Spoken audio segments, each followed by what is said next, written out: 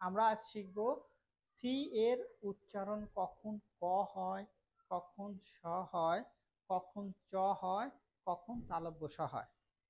তো see later 4 রকমের sound create করে। এখন সি এর উচ্চারণ কখন হবে, মানে দন্তীয় স এর মতো। সি এর পরে যদি ওয়াই অথবা ই অথবা আই এই তিনটার একটা থাকে তাহলে সি এর উচ্চারণ হবে দন্তীয় স্বর মতো। সো সি এর পর ওয়াই ই আই এই তিনটা লেটারের যে কোনো একটা থাকলে সি এর উচ্চারণ কি হবে?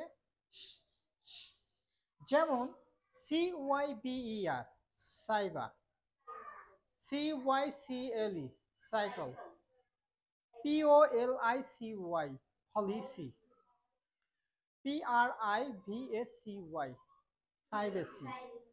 তো দেখো সি এর পরে ওয়াই আছে, দ্যাট মিনস সি এর পরে যদি ওয়াই থাকে তাহলে সি এর উচ্চারণ। আবার সি এর পরে যদি ই থাকে, যেমন ceremony, C E R E M O N Y, cement, accept, space, centre. Clear? এখানে সব সি এর পরে ই আছে।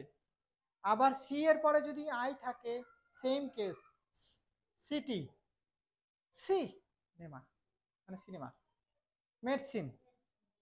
তো সি এর পরে ওয়াই ই আই থাকলে সি এর উচ্চারণ হবে। ক্লিয়ার? দন্দিসার মতো। সি এর পরে যদি এই থাকে, ও থাকে, ইউ থাকে, অথবা কোনো একটা কনসোনেন্ট থাকে, অথবা কোনো শব্দের শেষে যদি সি থাকে তাহলে সি এর উচ্চারণ ক হবে। কখন হবে? যদি সি এর পরে দেখো ও আছে, অথবা এ আছে, অথবা ইউ আছে, অথবা যে কোনো একটা কনসোনেন্ট আছে। আর শব্দের শেষে থাকলেও সির উচ্চারণ ক হবে। কিন্তু প্রথমে যদি থাকে সি তাহলে ক এর ক্ষেত্রে উচ্চারণ হবে খ। যেমন সি এ ডাবল এল, তো সি এর পরে এ আছে, খল। সি এ টি বিলোই, ক্যাপিটাল।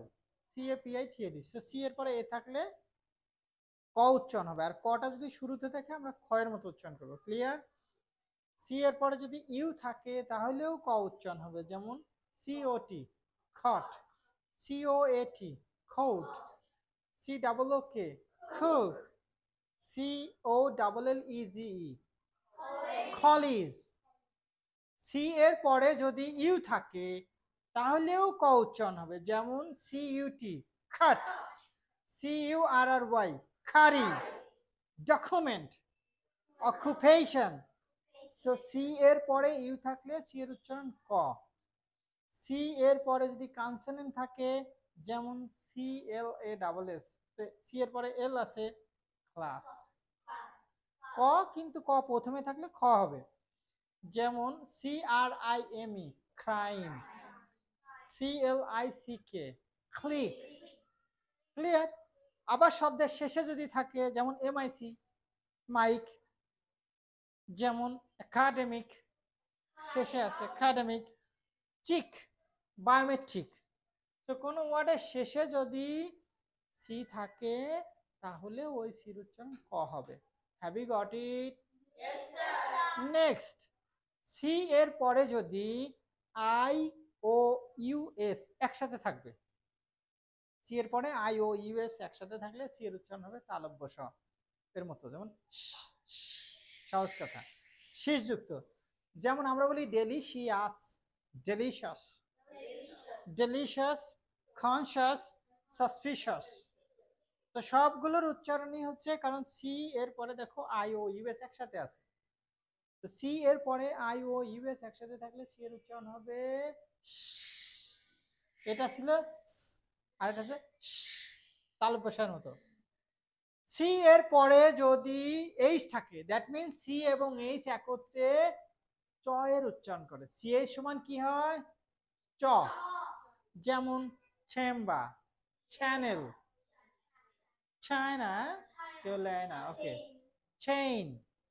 কিছু এক্সেপশন আছে, যেমন একটা CH A R A C T আর, এটা কি ক্যারেক্টার না ক্যারেক্টার? ক্যারেক্টার।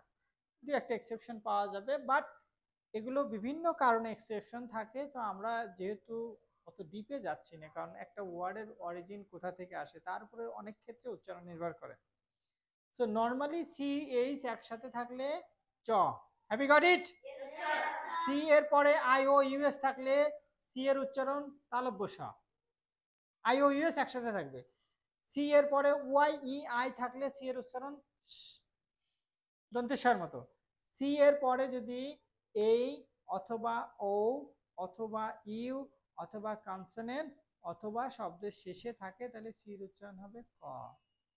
হ্যাভি বুঝতে পেরেছেন? Thank you very. Bilingual Learning Center, BLC, Bogura.